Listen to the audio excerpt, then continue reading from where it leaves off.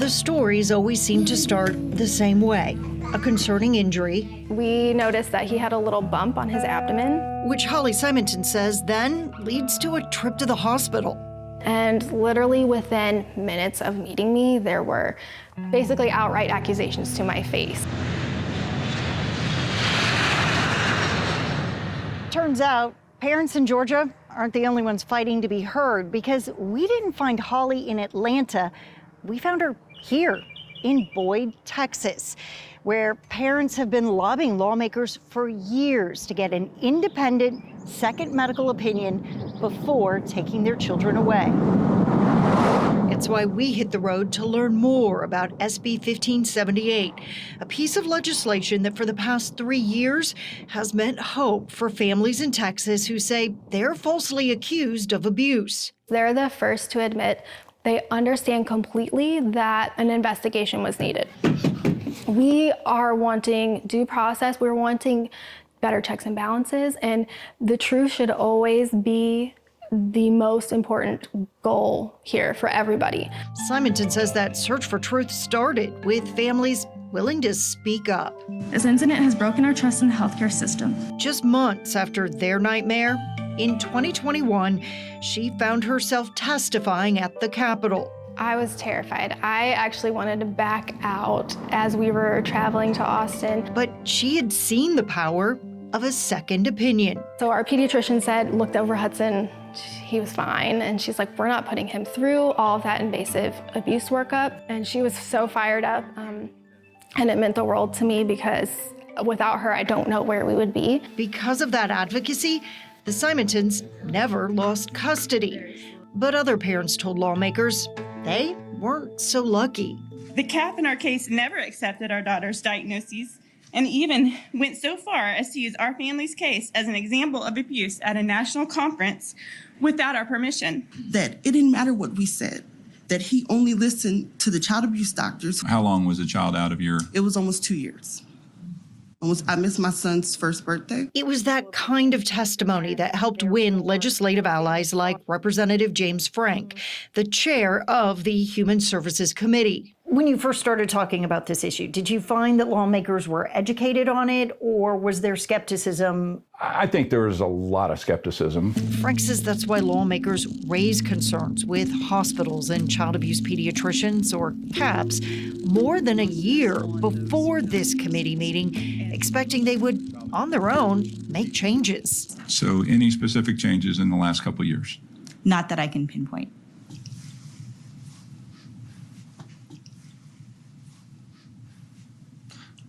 That's honest. That's good.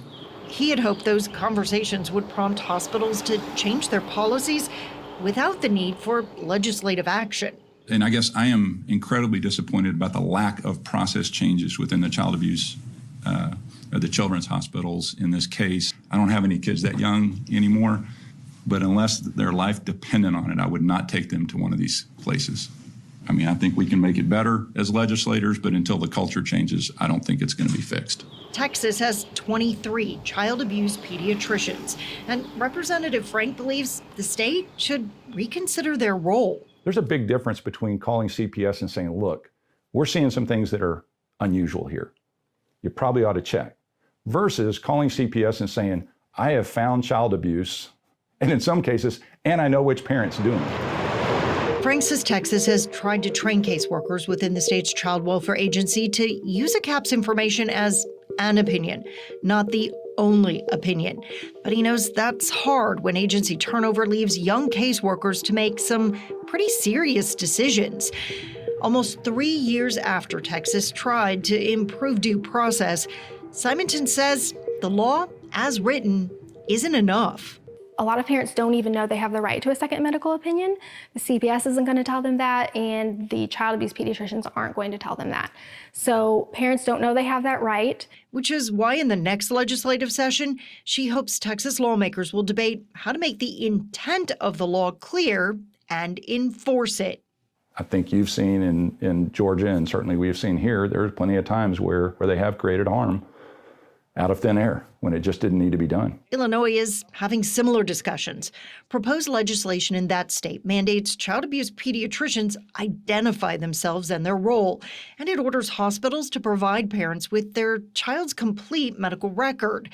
As with Texas, those speaking out against the measure are primarily doctors and hospital staff. I know when it comes to abuse, there's always the fear, what if we get it wrong? I mean, that was my biggest fear. Frank takes comfort that even though the number of children in the state continues to increase, child fatalities due to abuse and neglect have dropped. But the Texas Department of Family and Protective Services says there were 38 children who almost died due to abusive head trauma, also known as shaken baby syndrome. That number would include some of the families who say they are innocent, fighting to prove their child's injury is really connected to a bleeding or genetic disorder, trauma at birth, or seizure. I don't know how anybody can look away from this, from what these families are going through. Holly Simonton says after her experience, she created a Facebook group This was a shaken baby syndrome case. to post the stories of parents who say they've been wrongly accused. Are you finding in other states that parents are facing criminal charges the same way that they are in Georgia? No. So Georgia cases are much more highly criminalized. In a lot of other states, the families go through the family court system, but it doesn't rise to the level of criminal charges. And the problem is when families get tied up in the criminal side of things, the cost goes up astronomically. And then those bond restrictions wears these families down. Holly and her husband still get a bit nervous anytime their boys get injured.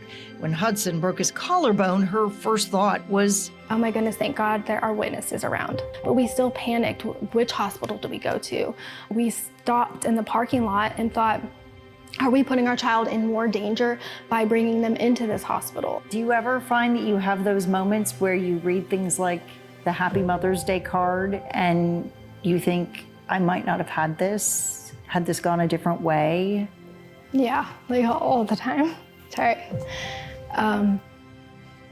Yeah, I think I have survivor's guilt. We need the unaffected to come alongside of those of us who have been through it. I don't know how anybody can look away from this.